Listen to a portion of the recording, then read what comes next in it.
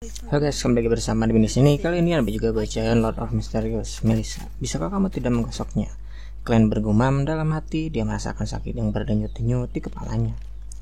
Jumlah konten yang telah dilupakan oleh Glenn tidak dianggap banyak, tapi juga tidak dapat diabaikan. Interviewnya 2 hari lagi, jadi bagaimana dia bisa punya waktu untuk menebusnya? Terlebih lagi, dia terlibat dalam aktivitas paranormal yang aneh. Jadi bagaimana mungkin dia berminat untuk merevisinya? Nice flash.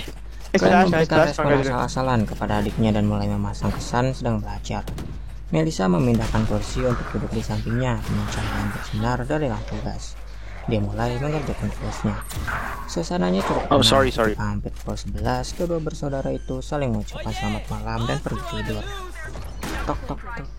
Keduran di pintu membangunkan Glenn dari mimpinya. Dia mengintip keluar jendela untuk melihat secerca fajar pertama. Dengan linglung dia membalikkan badan dan duduk. Siapa ini? Lihatlah jamnya sekarang. Mengapa Melissa tidak membangunkanku?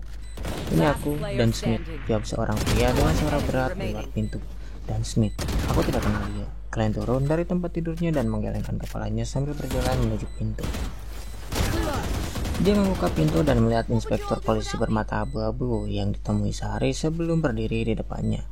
Karena khawatir Glenn bertanya, apa ada yang salah? Polisi itu menjauh dengan tatapan tegas. Kami menemukan seorang sopir kereta. Dia bersaksi bahwa kamu pergi ke tempat Tuan Wedge pada tanggal 27 hari ketika Tuan Wedge dan Nona Naya meninggal. Terlebih lagi, Tuan Wedge adalah orang yang membayar biaya transportasimu. Glenn terkejut. Dia tidak merasakan sedikit pun rasa takut atau bersalah seperti yang diharapkan jika kebohongannya terungkap. Itu karena dia bahkan tidak berbohong, bahkan dia terkejut dengan bukti yang diberikan Dan Smith. Pada tanggal 27 Juni, mantan Glenn memanggil pergi ke tempat Tuan Wedge. Pada malam dia kembali, dia bunuh diri, sama seperti yang dilakukan Wedge dan Naya. Glenn tersenyum paksa dan berkata, ini tidak cukup bukti, ini tidak secara langsung membuktikan bahwa aku ada hubungannya dengan kematian Wedge dan Naya. Jujur saja, aku juga sangat penasaran dengan seluruh kejadian. Aku ingin tahu apa yang terjadi. Persisnya terjadi pada 2 temanku yang malang, tapi aku benar-benar tidak bisa melihatnya. Faktanya, aku hampir sepenuhnya melupakan apa yang telah kulakukan pada tanggal 27. Kamu mungkin sulit mempercayainya, tapi sepenuhnya mengandalkan buku harian yang punya. Telah menulis surat untuk membuat tebakan kasar bahwa aku pergi ke tempat Wedge pada tanggal 27. Kamu benar-benar memiliki mental yang kuat, kata Dan Smith sambil mengangguk. Dia tidak menunjukkan sedikit pun kemarahan, dia juga tidak tersenyum. Kamu seharusnya bisa mendengar ketulusanku. Glenn menatap lurus ke matanya dan berkata, aku mengatakan yang sebenarnya, tentu saja hanya sebagian saja. Dan Smith tidak segera memberikan tanggapan. Dia melirik ke seberang ruangan sebelum berkata perlahan, Tuan Wedge kehilangan pistolnya. Aku kira aku seharusnya bisa menemukannya di sini. Benar, Tuan Glenn? Memang benar, Glenn akhirnya mengerti dari mana pistol itu berasal. Sebuah pemikiran terlintas di benaknya dan dia sampai pada keputusan akhir dalam sekejap.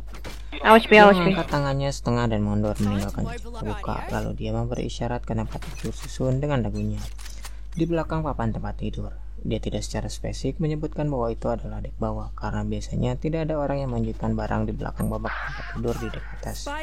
Itu akan terlalu jelas bagi para tamu untuk menyadarinya secara sekilas. Dan Smith tidak bergerak lagi, tidak bergerak saat dia bertanya. Tidak ada yang perlu ditambahkan. Tanpa ragu, Glenn menjawab ada. Kemarin ketika aku terbangun di tengah malam, aku menyadari bahwa aku sedang berbaring di meja dengan pistol di sampingku. Ada sebutir peluru di sudut ruangan, seolah-olah aku menjadi namun karena aku kurangnya pengalaman karena tidak pernah menggunakan senjata, atau mungkin aku terlalu takut pada saat terakhir. Pokoknya aku menemukan hasil yang diinginkan. Kepada aku masih menurutnya sampai sekarang.